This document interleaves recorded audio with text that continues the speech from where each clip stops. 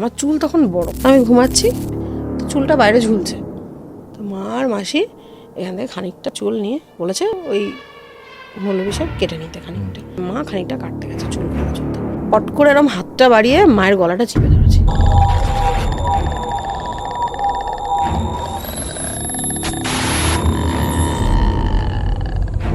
একসাথে দুটো গলার ভয়েস, আর আমি চেঁচাচ্ছি, লাগছে, হাতে লাগছে, আরও একটা অস্বাভাবিক একটা গলার থেকে আওয়াজ, বাপ বাপ।